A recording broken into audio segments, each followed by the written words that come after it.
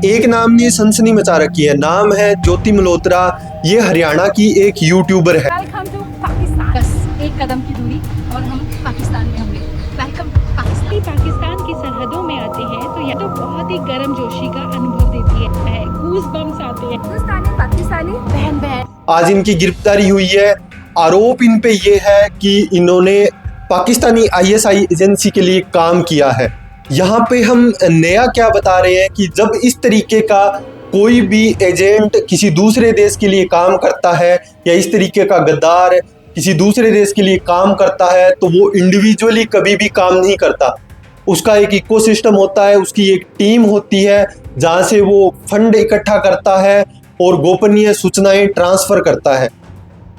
तो जब ज्योति मल्होत्रा की आज दोपहर में गिरफ्तारी होती है तो उसके साथ 6 और लोगों की भी गिरफ्तारी होती है, जिनका हम डिटेल में आगे ब्यौरा देंगे। लेकिन यहाँ एक नाम चर्चा में है, एहसान उर रहीम उर्फ दानिश।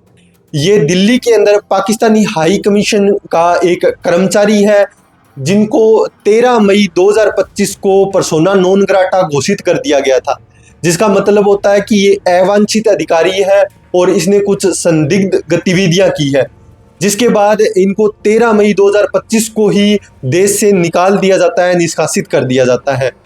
लेकिन स्टोरी शुरू होती है जब दानिश से मुलाकात होती है ज्योति मल्होत्रा की।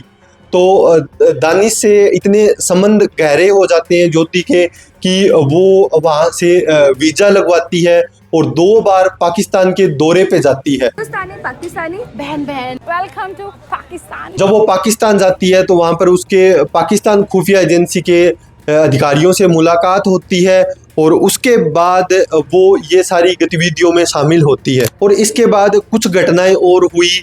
ज्योति अक्सर दानिश के साथ डिनर करने के लिए जाती थी और एक वीडियो दानिश के साथ बनाकर उसने यूट्यूब पे अपलोड किया था। यहाँ पे एक जानकारी और सामने आई कि ज्योति ने पाकिस्तान खुफिया एजेंसी के एक अधिकारी का नंबर जट रंधावा के नाम से सेव कर रखा था, जिनका असली नाम साकिर उर्फ राणा शहबाज है। उनसे वो व्हाट्सएप, टेलीग्राम और स्नैपचैट जैसे इनक्रिप्टेड ऐप से बातचीत करती थी। अब ज्योति के खिलाफ भारतीय दंड संहिता बीएनएस की धारा 152 और ऑफिशियल सीक्रेट्स एक्ट 1923 की धारा 3, 4 और 5 के तहत मामला दर्ज कर लिया गया है। उनकी तरफ से भी लिखित कुछ जो भी जानकारी है वो भी ले ली गई है और ये मामला हिसार की इकोनॉमिक ऑफेंस विंग को सौंपा गया है। कोर्ट में पेशी के बाद अब 5 दिन का समय मिला है ताकि ज्योति मल्होत्रा से इस मुलाकात और बातचीत की गहराई से पूछताछ हो सके। अब यहाँ समझना ये जरूरी है कि जो पाकिस्तानी खुफिया अधिकारी है, जिनको PIOs कहते हैं, वो किस तरीके की कमांड या काम ज्योति मल्होत्रा से करवा रहे थे। जैसे कि उनके YouTube पे बहुत सारे सब्सक्राइबर है, लाखों में, और लाखों में ही उन पे इंस्टाग्राम पे व्यूज़ है। तो सबसे पहले जो उनको काम सौंपा गया था वो ये था कि वो सोशल मीडिया के ज़रिए पाकिस्तान की एक अच्छी छवि बनाए, एक गुड इमेज क्रिएट करे, जो कि उनके YouTube और इंस्टाग्राम पे दिखते हैं कि वो पाकिस्तान के कई एरिया में घूमी है और वहाँ का उन्होंने वीडियो बनाया है, वहाँ के रील्स बनाए हैं जिनमें वो पाकिस्तान को ज़्यादा ग्लैमराइज करने की बात कर रही है और बहुत अच्छे से लाहौर को, वहाँ की कुछ जगहों को और इवन पाकिस्तान के बारे में बहुत ज़्यादा उसने बढ़ा चढ़ा के अपने वीडियोज़ में कंटेंट बनाया है।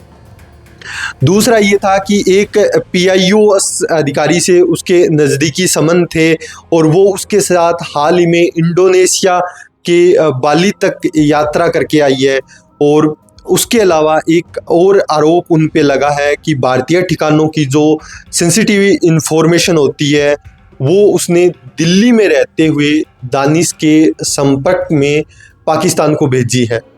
और उसके अलावा वहाँ के, जैसे कि हमने बताया कि वहाँ के खुफिया एजेंसी, जो पाकिस्तान की खुफिया एजेंसी है, वो एक तरह से ज्योति मल्होत्रा के YouTube और इंस्टाग्राम का एक प्रोपोगेंडा के रूप में इस्तेमाल कर रही थी। ज्योति का YouTube चैनल है जिसका नाम है ट्रेवल विथ जो, जिस पे करीब 4 लाख से थोड़े ही कम सब्सक्राइबर है, 3,77,000 सब्सक्राइबर है। और उनका इंस्टाग्राम अकाउंट है ट्रेवल विथ जो वन करके, उस पे उनके 1,32,000 फॉलोअर्स है। ज्योति के सोशल मीडिया अकाउंट से पता चलता है कि उन्होंने भारत समेत कई विदेशी जगहों पर यात्रा की थी, जिसमें इंडोनेशिया, चाइना और पाकिस्तान शामिल थे। लेकिन भारतीय एजेंसियों की जो नज़र थी वो पाकिस्तान यात्रा पर टिकी थी और उसके वीडियो उन्होंने 2 महीने पहले डाले थे। जब एजेंसी के पास बहुत सारे सबूत इकट्ठे हो गए तब उनकी गिरफ्तारी की गई। और इसमें एक चीज़ और थी कि इन वीडियोस में ज्योति ने अटारी वाघा बॉर्डर पार करते हुए भी एक वीडियो जो उनका काफ़ी वायरल हो रहा है वो अपलोड किया था। लाहौर के अनारकली बाज़ार में घूमते हुए, बस यात्रा करते हुए, और एक उन्होंने पाकिस्तान के सबसे बड़े हिंदू मंदिर कटास राज मंदिर का दौरा किया था, उसका भी वीडियो उनके प्लेटफॉर्म पे डाला गया। अब हुआ यूं कि जब जांच एजेंसियों को ज्योति मल्होत्रा के बारे में पता चला कि इनका विदेशी एजेंटों से कांटेक्ट है और ये एक प्रभावशाली एक प्लेटफॉर्म चलाती है, उसके बाद ही जो भारतीय एजेंसियां हैं वो ज्योति मल्होत्रा पे नज़र रखने लगी और 6 अन्य लोग भी इनके टारगेट पे थे।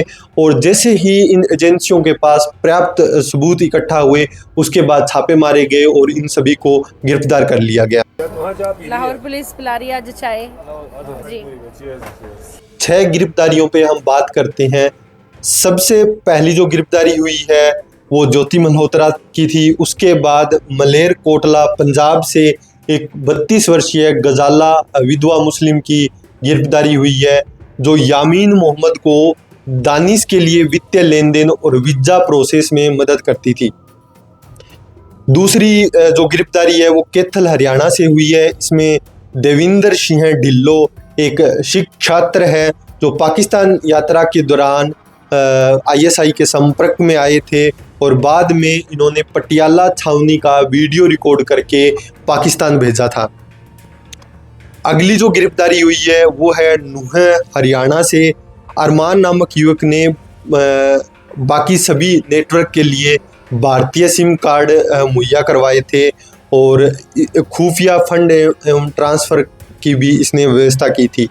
और सबसे बड़ा खुलासा इसके बारे में ये हुआ कि अरमान ने जो रक्षा एक्सपो 2025 की साइट है वहाँ तक भी वो पहुँच गया था। इस न्यूज़ पे जो भी अपडेट होंगे हम आप तक जरूर पहुँचाएंगे। तब तक जुड़े रहें पब्लिक लेंस के साथ। जय हिंद, धन्यवाद। हिंदुस्तान का कई बार खाया है, जो खाते पाकिस्तानी गोलगप्पा।